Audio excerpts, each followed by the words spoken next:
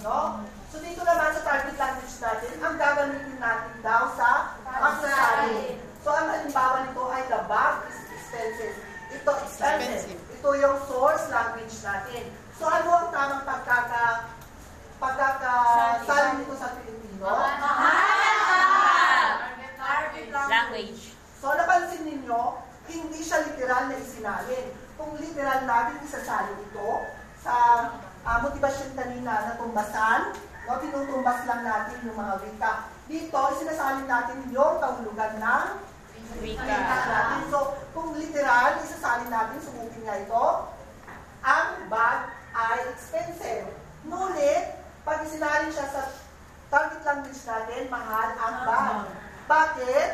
Kasi ang kahulugan lamang ang ating isinalin doon. Naintindihan po ba? Yes, sir! Okay, salamat. Sa pangalawang halimbawa nito ay Maganda ang kanyang anak. His son is handsome. no, so napansin ninyo, pag isinasalin natin sa literal, no, gwapo o maganda, lalaki ang kanyang anak. No?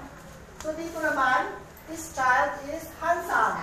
No, pag isinalin natin sa English daw ay beautiful lalaki, beautiful boy is His child. child. No? So hindi siya literal na sinasalin o hindi siya tumbasan.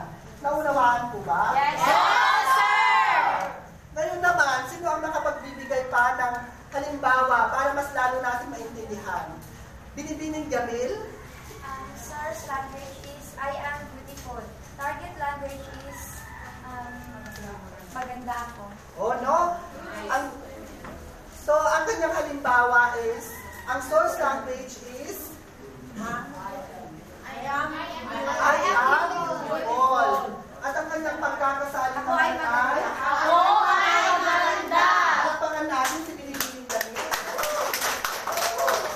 Meron pa ba? Binibining Mastura. The house is beautiful. Source language. Maganda ang bahay. Target language.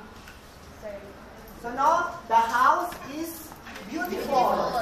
Ang target language naman daw is Maganda ang bahay. Palakpakan natin si Masura. Meron pa ba? Binibining na lumano? Source language. He is the president of the classroom. Target language. Siya ay pangulo sa silid-aralan. Yes, the president. Of the classroom. Ano ang source language mo kanina? He is the president of the classroom. He is the president of the classroom. So ano dito sa Pilipino? Siya ang pangulo sa silid-aralan. Okay, magaling. Ngayon naman, kapit po na alam niyo na ang proseso ng pagsasalin. Ngayon, sa pagkakatuloy, ay dadako na tayo sa mga